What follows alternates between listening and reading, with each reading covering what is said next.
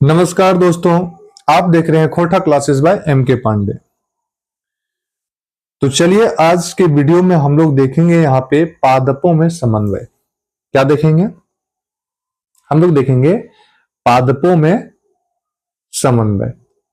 ठीक है, पादपों में समन्वय देखेंगे। आने की हम लोग कह सकते हैं कि कोऑर्डिनेशन इन प्लांट देखेंगे। ठीक है, अब देखिए सबसे पहले हम लोग यहाँ पे बात करते हैं कि समन्वय होता क्या है ना। हम लोग बात करेंगे कि समन्वय क्या होता है। ये जो समन्वय आप देख रहे हैं कि समन्वय है क्या, तो अगर हम लोग देखें कि समन्वय का जो अर्थ होता है, ये क्या करता है कि आपके मतलब जो समन्वय होता है वह शरीर के विभिन्न भागों में, शरीर के विभिन्न भागों के बीच क्या करता है, तो बीच में यह एकता का काम करता है। बीच में क्या करेगा? एकता और तालमेल। ये समझिएगा, एकता और तालमेल। तो एकता और तालमेल हो, ठीक है, यही क्या कहलाता है? समन्वय कहलाता है। आने की क्या हो जाएगा कि जिससे क्या हो जाएगा कि जो पौधा है ना, वो अपने वातावरण में क्या करे, वातावरण में जो होने वाले परिवर्तन है, जो परिवर्तन होता है उसको सही ढंग से क्या कर ले, वो उसके मतलब सही ढंग से क्या करे, उसका उत्तर दे, आने की रिस्पॉन्स करे। कौन? पेड़ पौधा। तो पादपों में जो समन्वय होता है, वो समन्वय का अर्थ यहां पे क्या हो गया? तालमेल या एकता। और पौधा क्या करता है? वातावरण में जो परिवर्तन हो रहा है उसके खिलाफ ये कैसा जवाब देता है। ठीक है, ये क्या कहलाया आपका? पादपों में समन्वय, आने की समन्वय। अब देखिए पादपों में समन्वय होता कैसे है। अब बात समझिएगा कि पादपों में जो समन्वय है, ये जो पादपों में समन्वय है, ये होता कैसे है। तो हम लोग जानते हैं कि पादप में ना तो आपका मस्तिष्क होता है और ना ही क्या होता है? तंत्रिका तंत्र होता है। ये दोनों नहीं होता है पादपों में, यानी कि पेड़ पौधों में अगर हम लोग बात करते हैं तो ना तो मस्तिष्क होता है और ना तो तंत्रिका तंत्र होता है। तो फिर ये कैसा, तो फिर ये समन्वय कैसे करेगा? तो यहां से भी क्या होता है कि यहां पे भी एक रासायनिक माध्यमों द्वारा समन्वय होता है। कैसे होता है? रासायनिक माध्यमों द्वारा समन्वय होता है। ठीक है, अब देखिए ये जो पौधों में जो समन्वय होगा, ये आप अगर देखें तो दो प्रकार से होगा, समझिएगा। एक आपका होगा पादप हार्मोन के थ्रू और एक होगा आपका गति के थ्रू।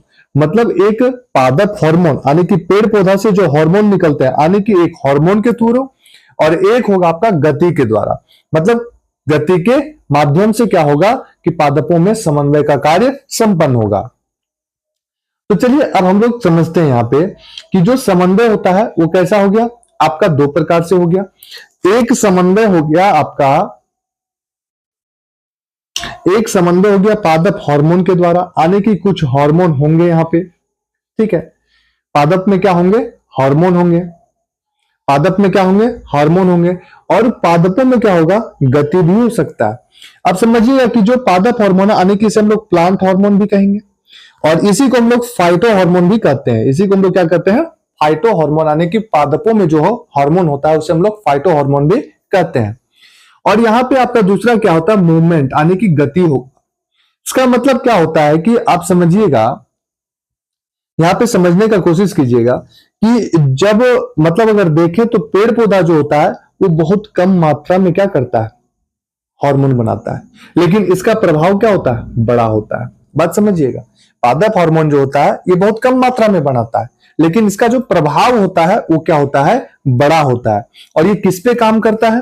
तो ये काम करता है वृद्धि पे, ये काम करता है विकास पे, ये काम करता है फूलना, मतलब जो फूल फूलता है ना उस पे, ये फल को पकाने के लिए, ठीक है, पत्तों को गिराने के लिए, और ये सब सारी चीजें पे नियंत्रण करने के लिए क्या करता है? ये हार्मोन काम करता है। समझ में आया? हम लोग अगले वीडियो में पादप हार्मोन के बारे में पढ़ेंगे। फिलहाल यहाँ पे हम लोग देखते हैं गति। अब गति जो आप देख रहे हैं, ये क्या होता है कि जो पौधे होते हैं वो वातावरण के अनुसार, समझिएगा, वातावरण के अनुसार क्या करता है? उसका उत्तर देता है। और इसे ही हम लोग क्या कहते हैं? गति कहते हैं। इसे ही हम लोग क्या कहते हैं? गति। वातावरण जिस प्रकार से उसको रिस्पॉन्स मतलब कुछ जैसा देगा, उसके खिलाफ वो वातावरण के खिलाफ क्या देगा? रिस्पॉन्स देगा। क्या देगा, उत्तर देगा। यही क्या कहलाता है, गति कहलाता है। ठीक है। अब देखिए जो मूवमेंट होता है प्लांट में वो दो प्रकार का होगा। मूवमेंट जो होता है प्लांट में, यानी कि जो हमारा पेड़ पौधा में जो गति होगा वो कितने प्रकार का होगा, वो दो प्रकार का होगा।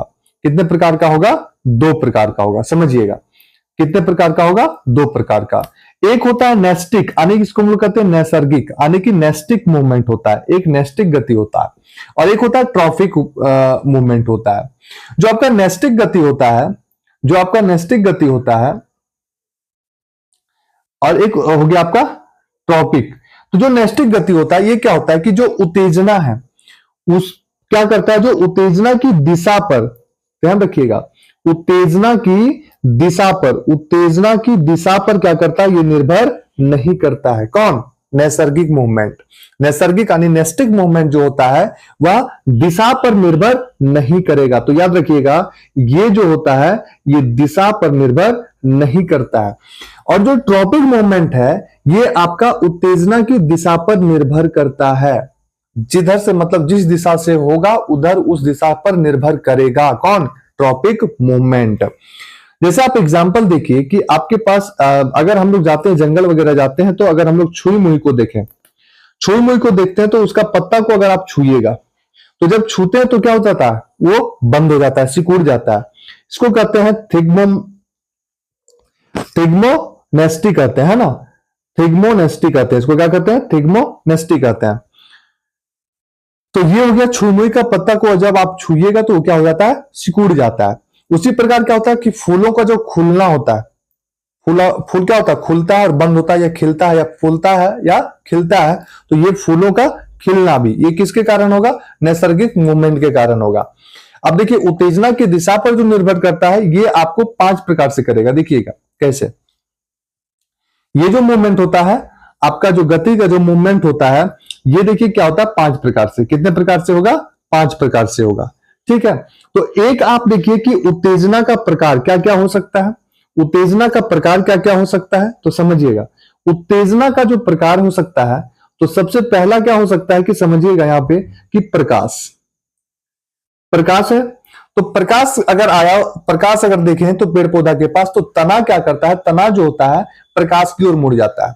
तना क्या करता है, प्रकाश की ओर मुड़ जाता है। तना क्या होता है, प्रकाश की ओर मुड़ जाता है। और इसे हम लोग क्या कहते हैं, फोटोट्रोपिज्म कहते हैं। क्या कहते हैं, फोटोट्रोपिज्म कहते हैं। एक आता है आपका गुरुत्वाकर्षण, एक आता है क्या, गुरुत्वाकर्षण। देखिए गुरुत्वाकर्षण में क्या होता है, गुरुत्वाकर्षण को हम लोग क्या कहते हैं, गुरुत्वाकर्षण को हम लोग कहते हैं जियोट्रोपिज्म। क्या कहते हैं, जियोट्रोपिज्म। और ये क्या होता है कि जब जड़ होता है वह नीचे की ओर जाता है। याद रखिएगा गुरुत्वाकर्षण में क्या होता है कि जड़ जो होगा वो नीचे की ओर जाएगा। जड़ किधर जाएगा, नीचे की ओर जाएगा। तो ये गुरुत्वाकर्षण हो गया।